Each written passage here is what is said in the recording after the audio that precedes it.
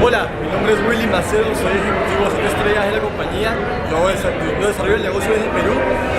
Te cuento Orlando Zamudio. Estamos aquí con el gran Edwin compartiendo una experiencia inolvidable aquí en Guatemala.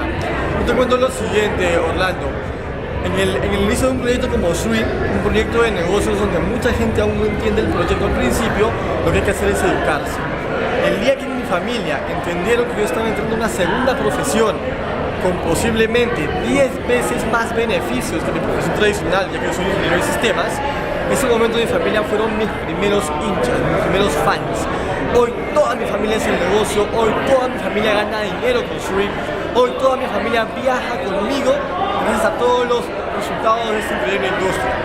Yo tengo la edad de 27 años, yo empecé hace 3 años el proyecto. Me costó casi un año trabajar con mi familia en lo mental, en hacerles entender que este proyecto para tener grandes resultados hay que empezar a involucrarse con la información seria.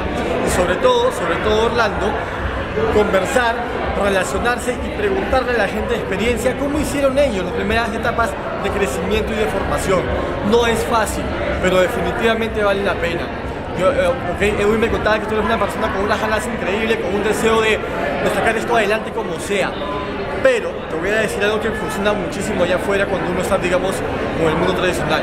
Hay que ser conscientes que mucha gente no lo va a entender, pero somos los agentes de cambio, somos los educadores nosotros, para que nuestra familia, nuestro entorno social vea esto con el tamaño con el que nosotros lo vemos. Entonces te voy a dar una gran sugerencia. Hay una frase que me gusta mucho que dice: la palabra convence pero el ejemplo arrastra. Sé el ejemplo para toda tu familia, sé el ejemplo para toda tu organización.